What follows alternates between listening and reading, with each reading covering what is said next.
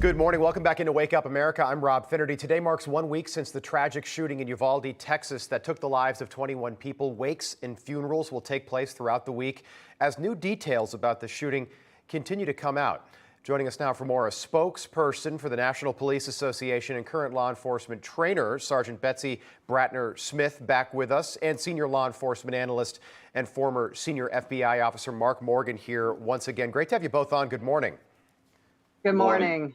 Sergeant, I'd like to start with you. So we're a week removed from this tragic shooting in Uvalde, Texas. We're learning a lot more about the response of the Uvalde police that day. They entered the school apparently right after they got the 911 call, like within minutes.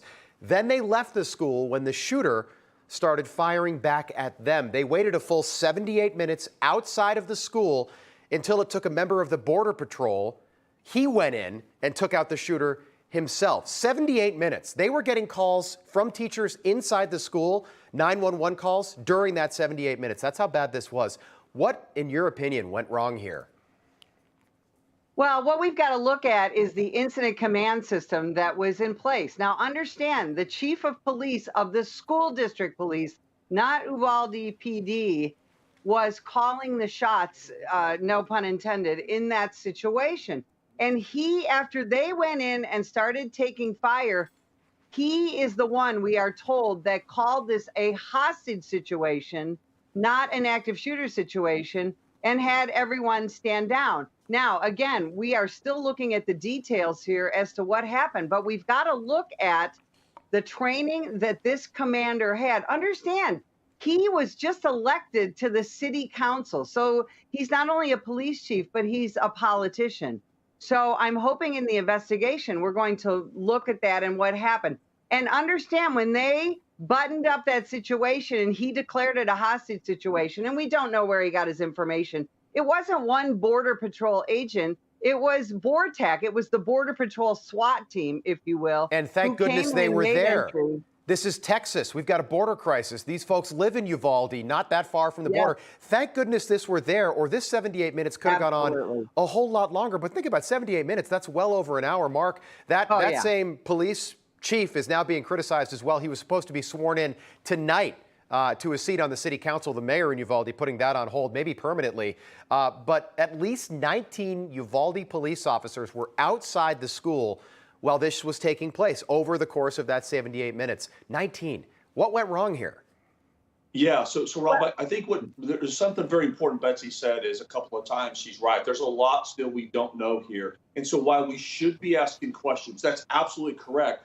What I've seen over the past 36 hours is beyond that. We've gone from a lot of speculation to drawing conclusions on that speculation and then moving right to vilification when there's still, we don't know. Look, the facts I understand them, Rob, are a little bit different. Is that, first of all, the first police officer that arrived, they arrived there within just a couple of minutes after the shooter entered that building exactly as the active shooter protocol tells them to do. They went and located the subject. When they located the subject, he was, in fact, already barricaded in a classroom. When they approached that door, they were shot. And Rob, they did not leave. They did not retreat. That's not what I'm hearing. They stayed inside that school, including the officers that were shot.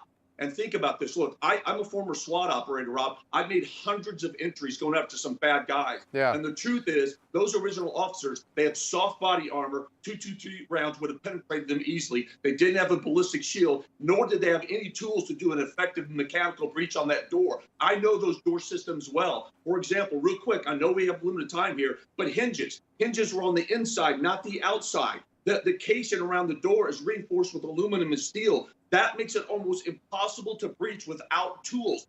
People watch too many movies. They can't just go in and kick that door open, right? So I'm telling you, Rob, with soft body armor, no tools, no ballistic shields, what you would have had was dead cops at that door. That wouldn't have done anybody any good. Now, a fair question is, once they were there, how long did it get to take the tools? And one last element of clarification, it wasn't a BORTAC team that was there. It was a couple of Border Patrol agents that were in the area that responded, some off duty, that just happened to be on the BORTAC team. So there's a lot still of misinformation. And Mark, I agree with you, and absolutely, Monday morning quarterbacking these things is easy to do, and pointing fingers is easy to do.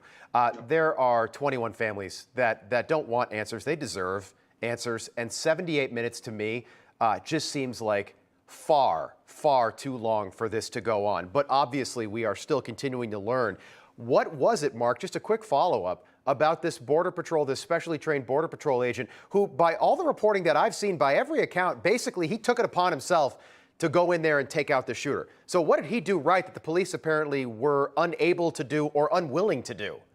Well, so look, I think, again, Betsy was right, is that it wasn't a single Border Patrol agent. It was a couple of agents along with other local police that were there that actually made entry. But here's what I do know, as I understand it right now, they got tools to be able to breach that door, and they also got a ballistic shield. Those are two very important elements they needed. Right. Now, I think a fair question is, how long did it take to get those tools before they made entry? And as Betsy said, I think there's some very good questions to ask about what the on-scene commander knew at the time. Did he know about the 911 calls? I don't know what type of shooting was going on at the time. Right. Because even in a barricaded subject, if there's shooting going on, you're supposed to go to immediate breach if you have the tools, capabilities, and skill to do that. All right, 1 week removed from this, and the question now is, do we need to rethink training even for politicians, people that are going to be taking seats on the city council a few days later? Do they need to be trained as well so they're better equipped to make decisions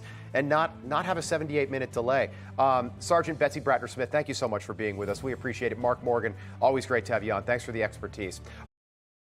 Hey, I'm Robb Elementary. Thanks for watching. If you enjoyed this video, please join the conversation in the comments below. Don't forget to subscribe, too.